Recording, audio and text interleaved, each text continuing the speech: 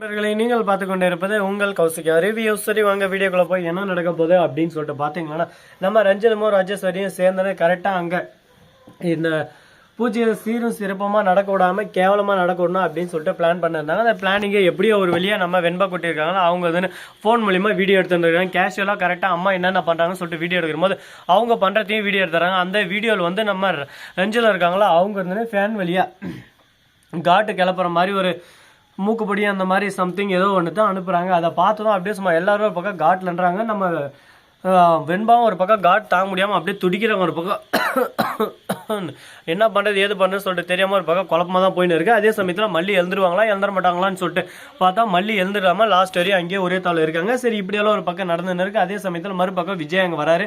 விஜய் வந்தோடனே ஓடியே போயிட்டு அப்பா கிட்ட அப்பா அங்கே பாருங்கள் இந்த ஃபங்க்ஷன் சிறப்பாக நடக்கக்கூடாதுன்னு சொல்லிட்டு ரஞ்சிதம் என்ன பண்ணியிருக்காங்க அப்படின்னு சொல்லிட்டு ரஞ்சிதம் சத்தியை காட்டி கொடுத்துட்றாங்க. உடனே அதை பார்த்ததும் அப்படியே சமக்கம் வருது. வந்து ரஞ்சிதம் சத்தியை தவட்ட மேலே சப்புன்னு ஒன்று அடிக்கிறாரு. இவனுக்கு எவ்வளோ திமிரு இருக்கணும், எதுக்கு இந்த மாதிரியெல்லாம் பண்ணுறேன், உனக்கு அறிவில்லை, எத்தனை பேர் 4 பேர் 5 பேர் வந்துக்கிற இடம், அங்கே வந்து எப்படி இருக்கணும், என்ன பண்ணணும், பக்குவம் கொஞ்சம் கூட இல்லையா உனக்கு, மேனஸ் இல்லையா, அப்படி இப்படின்னு சொல்லிட்டு திட்ட ஆரம்பிச்சிடறாங்க. என்ன பேசுறது ஏது பேசுறதுன்னு சொல்லிட்டு தெரியாமல் வாயை முடின்னு ஒரு பக்கம் சைலண்டாக இருந்துடுறாங்க. எதுவுமே நம்ம பேச முடியாது இந்த தருணத்தில்.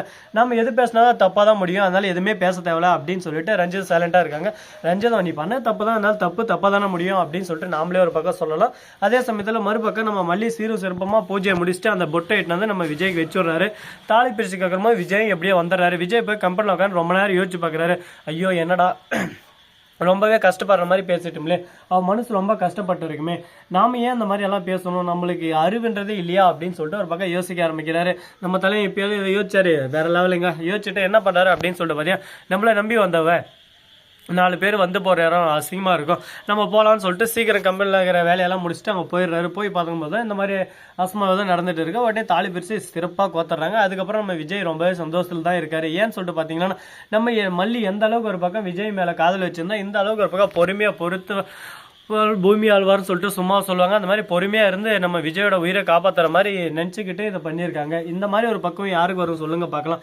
இப்போ சப்பச்சா வயிறு பசின்னு அப்புறம் சாப்பிட்டாரு அப்படின்னு சொல்லிட்டு உண்ணாவிரதம் அதெல்லாம் அது நார்மலாக நடக்கிற விஷயம் தான். அதனால் அது எதுவும் பெருசாக நம்ம பேசக்கூடாது. சீரியல்ன்றது இப்படி ரியல் லைஃப் பண்ணுறது வேறு மாதிரி தான் இருக்கும். ரெண்டுத்தையும் நம்ம மர்ஜ் பண்ணால் வாழ்க்கையில் எப்பவுமே சந்தோஷமாக இருக்க முடியாதுங்க. ஏன்னா சீரியல் தான் அது வேறு லைஃபு, இது வேறு லைஃப், அது சும்மா இமேஜினேஷன். இதுதான் ரியல் லைஃப். ரியல் லைஃப்புக்கும் இமேஜினேஷனுக்கும் நிறைய டிஃப்ரெண்ட் இருக்குது. பாதி பேர் இந்த லவ்ன்றது படத்தில் பார்த்துட்டு அது மாதிரி தான் இருக்கும், இப்படி தான் இருக்கும் வாழ்க்கை, சந்தோஷமாக இருக்கும், ஒரே நைட்டில் ஓஹோன்னு அப்படியே சும்மா போயிடலாம் அப்படி இப்படின்னு சொல்லிட்டு கனவு காணுவாங்க. அந்த கனவு எதுவுமே பழிக்காதுங்க. ரியல் லைஃப்ன்றதே வேறு. அந்த ரியல் லைஃப்குள்ளே என்ன நடக்கும் ஏது நடக்கும்னு சொல்லிட்டு தெரியாது. காசு இருந்தாலும் சரி இல்லைனாலும் சரி பிரச்சனைன்றது வரதான் செய்யும். அட்ஜஸ்ட்மெண்ட் இருந்தால் வாழ்க்கை முன்னேறும், இல்லையா ரெண்டும் அப்படியே சும்மா தனி திசையை தேடி போயிடும். அது போல தான் எல்லாமே புரிஞ்சு பக்குவமாக நடந்துக்கிட்டா வாழ்க்கை சந்தோஷமாக நிம்மதியாக கும்முன்னு ஜம்முன்னு போயிட்டே இருக்கும். சரி நண்பர்களே, இதுலேருந்து நான் என்ன கருத்து சொல்ல வரேன்னு சொல்லிட்டு உங்களுக்கு புரிஞ்சிருந்தா மறக்காம அதை கமெண்ட் செக்ஷன் சொல்லிவிட்டு போங்க. எந்த கருத்தை புரிஞ்சுக்காதுன்னு சொல்லிட்டு எனக்கே நல்லாவே தெரியுது. சரி விடுங்க. ஸோ நண்பர்களே, இந்த வீடியோ முடிச்சிருந்தா லைக் பண்ணுங்க, கமெண்ட் பண்ணுங்க, ஷேர் பண்ணுங்க, டிண்டிங் பெல்லை தட்டி விட்டு போங்க. அப்போ தான் நான் போகிற அடுத்தடுத்த வீடியோ உங்களுக்கு உடனுக்குடன் நோட்டிஃபிகேஷன் வந்து கொண்டே இருக்கும். மிக்க நன்றி. தேங்க்ஸ் ஃபார் வாட்சிங். Tata, see you. நன்றி, வணக்கம், வந்தனம், வருக தருக.